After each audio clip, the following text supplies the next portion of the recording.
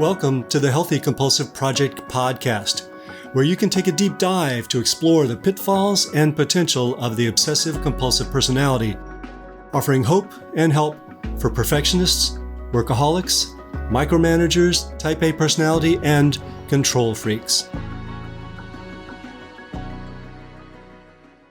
Hello, everyone. Gary Trosclair here, psychotherapist, Jungian psychoanalyst, and author of the Healthy Compulsive Project book, blog, and podcast. Anxiety dreams may seem like they're just a nuisance at first glance, but slow down and pay attention, and you might find they have something to tell you about how you're living and how you see your world. Issues of avoidance, authenticity, and being tested can all show up in anxiety dreams. Seen as a source of wisdom, these dreams can lead you in new directions should you choose to engage with them. So join me for episode 97 of the Healthy Compulsive Project podcast, 3 Reasons You're Having Anxiety Dreams. It was another one of those nights. You dreamt you were going back to school, and not only were you supposed to take an exam you hadn't studied for, you also couldn't find your clothes. So now you're thinking, why am I having anxiety dreams? In short, they bring our attention to things we've been trying to ignore. They help us resolve past issues and plan for future issues.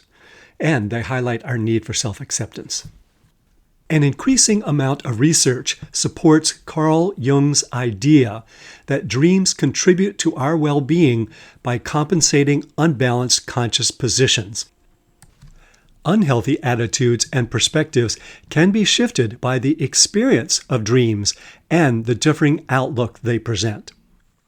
So, for instance, you might think you're too selfish and the dream portrays you being generous by foregoing the last piece of salted caramel cheesecake that you love so much.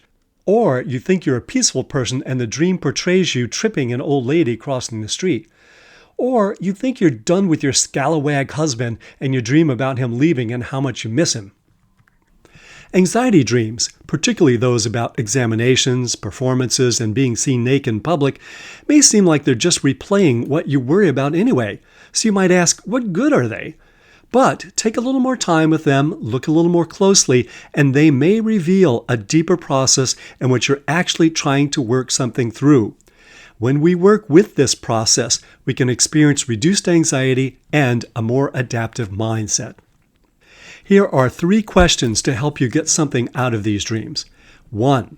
Does the anxiety dream bring up something I've been trying to ignore? According to a recent study, when people try to suppress a particular thought before going to sleep, when they try not to think about something that bothers them, that subject is more likely to surface in their dreams, and those dreams tend to be more distressed. When we're dreaming, we aren't able to maintain the same inhibition we do when we're awake, so some things that we'd rather forget surface when our defenses are down. For instance, let's say you've been avoiding speaking with your boss about your salary. It's been a long time since you had a raise, but you fear conflict in general and avoid it whenever you can. Your dream may not specifically show your boss, but it may picture you drawing back from a performance, from going on stage or entering a ring. It dramatically portrays the very thing you're avoiding, conflict. It's time to consider dealing with your avoidance. Second question. Is the anxiety dream trying to help me resolve a difficult situation from the past or prepare for a difficult one in the future? The trending theory about anxiety is that whatever its original cause, it persists only when we avoid the situation we fear. So, the remedy is always to face into the fear, to expose ourselves to it gently, and to gradually become more comfortable with the situation and the fear itself. Anxiety dreams may be our unconscious way of trying to expose ourselves to a fear so that it disturbs us less. For instance, according to a study published in the journal Consciousness and Cognition, students that dreamt about their medical school entrance exam the night before the test actually did better than those that did not. The authors of the study concluded that, quote, the negative anticipation of a stressful event in dreams is common, and that this episodic simulation provides a cognitive gain.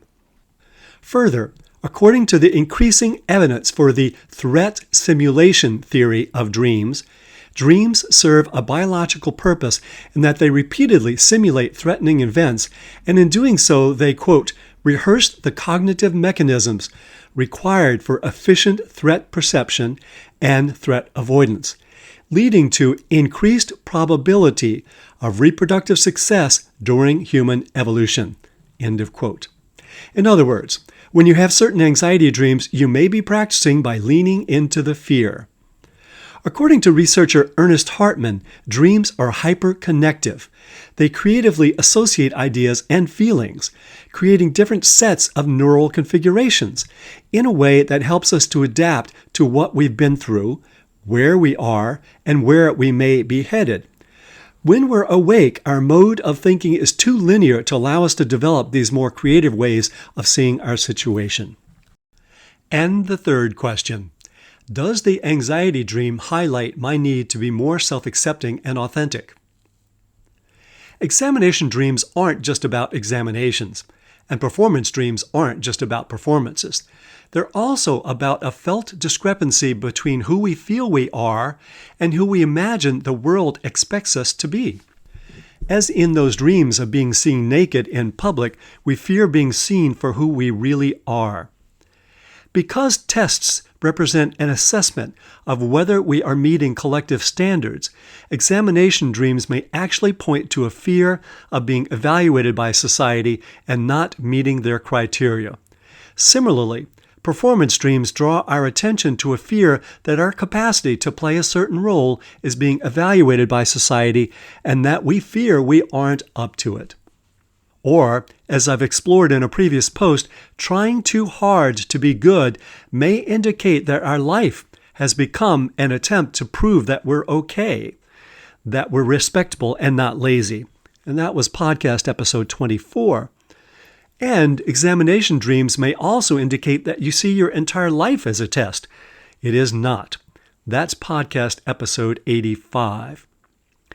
The takeaway is to explore what it is about yourself that you're afraid of people seeing and come to terms with it.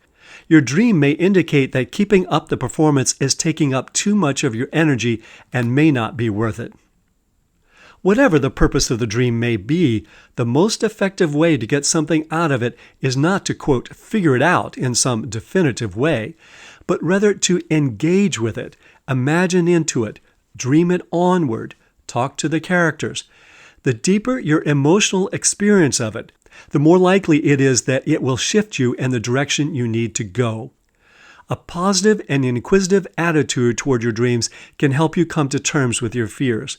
Rather than feeling at war with yourself, a more open attitude will go a long way in reducing your anxiety and having more comfort with your present situation.